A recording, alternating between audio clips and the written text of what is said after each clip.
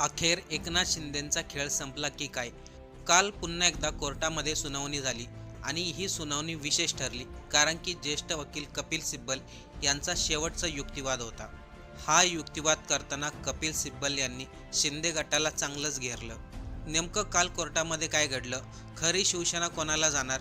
कपिल सिब्बल यांनी कोणता युक्तिवाद केलाय? चला या व्हिडिओमधून सविस्तर पाहू. बुधवार 19 ऑगस्ट हा शिवसेना पक्ष आणि धनुष्यबाण चिन्हाच्या वादातील अत्यंत महत्त्वाचा दिवस ठरला. सर्वोच्च न्यायालयात सुरू असलेल्या या प्रकरणामध्ये ठाकरे गटाच्या वतीने ज्येष्ठ वकील कपिल सिब्बल आणि देवदत्त कामंत यांनी बाजू मांडली. आपण पाहतोय गेल्या काही दिवसापासून कपिल सिब्बल हे निवडणूक आयोग आणि विधानसभेचे अध्यक्ष राहुल नार्वेकर यांच्यावरती प्रश्न उपस्थित करत आहेत. त्याच मालिकेमध्ये बुधवारी पुन्हा एकदा न्यायालयामध्ये गंभीर मुद्दे उपस्थित केले गेले. जर धनुष्यबाण हे चिन्ह आणि शिवसेना हे नाव पुन्हा उद्धव ठाकरेंना देता येत नसेल तर ते कायमचं गोठवलं जावं. पण यासाठी सिब्बल यांनी असा काय युक्तिवाद केलाय? आता सर्वांनी लक्ष देऊन ऐका. सुनावणीला सुरुवात झाल्यानंतर कपिल सिब्बल यांनी 10व्या अनुसूचीचा मुद्दा पुढे आणला. 10वी अनुसूची म्हणजे पक्षांतरबंदी कायदा. एकदम साध्या भाषेमध्ये सांगायचं झालं तर एखादा आमदार ज्या पक्षाच्या चिन्हावरती निवडून येतो त्यानंतर त्याच आमदाराने जर पक्षाच्या विरोधामध्ये जाऊन वेगळी भूमिका घेतली तर तेव्हा पक्षांतरबंदी कायदा लागू होतो. सिब्बल यांनी याच 10व्या अनुसूचीतील फॉर्म बी दाखवून महत्त्वाचे प्रश्न उपस्थित केले. सिब्बल म्हणाले, हे आमदार ज्या पक्षाच्या नेतृत्वावरती निवडून आले त्याच पक्षाचं नेतृत्व आता त्यांना मान्य नाही असं ते आमदार म्हणतायत.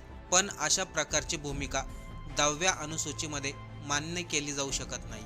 आता सिब्बल यांनी जे काय सांगितलं याचा साधा अर्थ असा आहे, एखाद्या आमदाराने एखाद्या पक्षाच्या नावावर, चिन्हावर आणि त्या पक्षाच्या नेतृत्वाच्या आधारावरती निवडणूक जिंकली, सभागृहामध्ये प्रवेश देखील केला आणि त्यानंतर ते आमदार म्हणतात आम्हाला पक्षाचं नेतृत्वच मान्य नाही.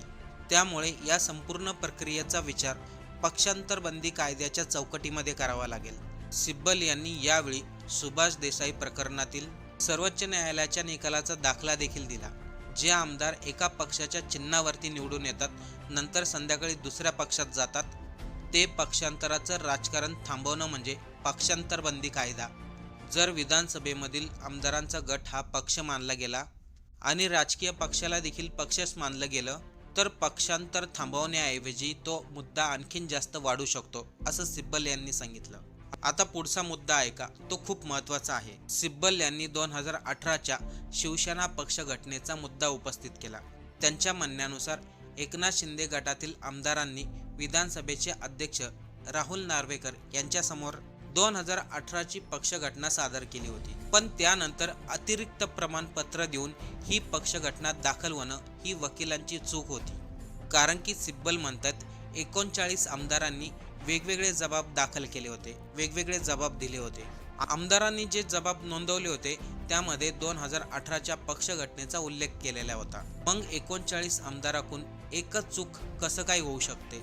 मग तो वकिलांनी दिलेला चुकीचा कागद होता की त्या पाठीमागं काही वेगळं कारण होतं? असा सवाल सिब्बल यांनी उपस्थित केला. आपण जे काही मुद्दे सांगतो ते ऐकणं का गरजेचं आहे? कारण की या मुद्द्यावरून आपल्याला स्पष्ट होईल एकनाथ शिंदेंना शिवसेना मिळणार की उद्धव ठाकरेंना. सिब्बल यांनी विधानसभेचे अध्यक्ष राहुल नार्वेकर यांना देखील कचाट्यात घेतलं. राहुल नार्वेकर यांनी चुकीचा निर्णय दिला. सुप्रीम कोर्टाने अगोदरच हा पक्ष कोणाचा आहे, कोणाच्या संदर्भात आहे याच्याबद्दल काही गोष्टी नमूद केल्या होत्या. तरी देखील राहुल नार्वेकर यांनी या गोष्टीच्या विरोधामध्ये जाऊन एकनाथ शिंदे यांना हा पक्ष दिला.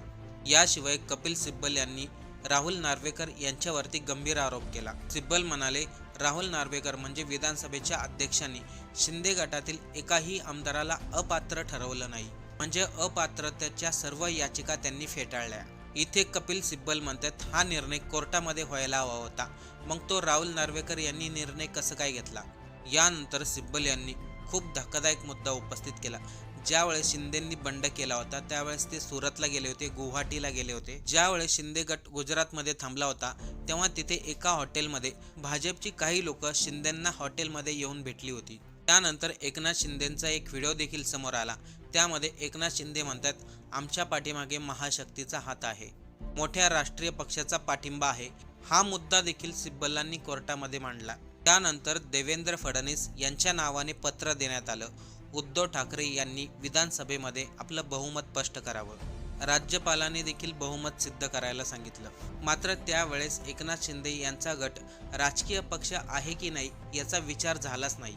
सिब्बल यांचा मुद्दा असा होता, जर त्यावेळेस पक्षांतर बंदी कायद्याचा मुद्दा उपस्थित झाला असता तर सर्वात अगोदर ते आमदार अपात्र आहेत की पात्र आहे हे स्पष्ट व्हायला हवं होतं. कारण की एकनाथ शिंदे आणि त्यांच्यासोबत असलेल्या आमदारांनी वेगळा होण्याचा निर्णय घेतल्यानंतर ते मूळ शिवसेना पक्षामध्ये राहिले नव्हते. हा प्रश्न महत्त्वाचा होता. सिब्बल यांनी पुढे सांगितलं, सुरतपासून गुवाहाटीपर्यंत, त्यानंतर 30 जूनपर्यंत सरकार स्थापन करण्यापर्यंत संपूर्ण घटनाक्रम पाहिला तर त्यामधून बरंचसं काही स्पष्ट होते. प्रत्येक गोष्टीसाठी वेगळा पुरावा शोधण्याची गरज नाही, असा सिब्बल यांनी युक्तिवाद केला. त्यानंतर सिब्बल यांनी राहुल नार्वेकर यांच्या अध्यक्षपदाच्या निवडणुकीचा मुद्दा देखील मांडला. शिंदे गटातील आमदारांनी राहुल नार्वेकर यांना विधानसभेच्या अध्यक्ष होण्यासाठी मतदान केलं होतं. हा संपूर्ण घटनाक्रम पक्षांतर बंदी कायद्याच्या दृष्टीने महत्त्वाचा आहे. मूळ शिवसेनेचे प्रदोत सुनील प्रभू यांनी आमदारांची बैठक बोलवली होती. मात्र शिंदे गटातील आमदारांनी अशी भूमिका घेतली, तुम्हाला आम्हाला बोलण्याचा अधिकार नाही. म्हणजे शिंदे गटाच्या आमदारांनी पक्षाच्या अधिकृत नेतृत्वाचा आदेश मानला नाही. सिब्बल यांनी ही गोष्ट न्यायालयाच्या निदर्शनास आणून दिली. या सर्व घटनेचा विचार केला तर पक्षामधील मतभेद नव्हते, हे संपूर्ण प्रकरण पक्षांतर बंदी कायद्याचं होतं. यानंतर कपिल सिब्बल यांनी न्यायालयामधील सर्वात महत्त्वाचा मुद्दा मांडला. ते म्हणाले, धनुष्यबाण हे चिन्ह उद्धव ठाकरे यांच्या गटाला देता येत नसेल आणि एकनाथ शिंदे यांनाही देता येत नसेल तर धनुष्यबाण आणि शिवसेना नाव हे गोठवलं पाहिजे. सिब्बल यांची ही मागणी खूप महत्त्वाची आहे, कारण आत्तापर्यंत या प्रकरणातील मुख्य चर्चेचा विषय म्हणजे धनुष्यबाण कोणाला मिळणार. पण सिब्बल यांनी त्यापेक्षा वेगळा पर्याय न्यायालयासमोर ठेवला. जर धनुष्यबाण कोणालाही देता येत नसेल तर ते गोठवलं जावं. यानंतर कपिल सिब्बल यांचा युक्तिवाद संपला आणि ठाकरे गटाच्या बाजूने देवदत्त कामंत हे ठाकरे गटाची बाजू मांडतील. ते म्हणाले, शिंदे गटातील आमदार अपात्र होते, हा मुद्दा कोर्टामध्ये चालूच ठेवावा. कारण की जर शिंदे गटातील आमदार अपात्र ठरले असते तर शिंदे गट बाजूला गेलाच नसता आणि धनुष्यबाण शिवसेना हे उद्धव ठाकरेंकडे राहिलं असतं. देवदत्त कामंत म्हणाले, फक्त आमदारांच्या संख्येवरती आणि विधानसभेच्या अध्यक्षाच्या निर्णयावरती धनुष्यबाण कोणाचा आणि शिवसेना कोणाची हा निर्णय घेऊ नये. यामध्ये बारीक बारीक पुरावे देखील तपासले जावे. अनेक पुराव्यामध्ये आपल्याला सिद्ध होतंय शिवसेना ही उद्धव ठाकरेंचीच आहे आणि त्या संदर्भामध्ये आपण अनेक पुरावे देखील न्यायालयासमोर मांडलेत. आता हा मुद्दा फक्त धनुष्यबाण किंवा शिवसेना कोणाची हा राहिलेला नाही, हा मुद्दा आहे पक्षांतर बंदी कायद्याचा. कारण की आपण ज्या लोकांना मतदान करतो तेच आमदार संध्याकाळी दुसऱ्या पक्षामध्ये जातात. पुढे भविष्यामध्ये असा प्रकार होऊ नये असा युक्तिवाद देखील ठाकरे गटाच्या वकिलांनी केला. आता या सर्व प्रकरणामध्ये पुढे काय होतंय हे पाहण्यासारखं असेल.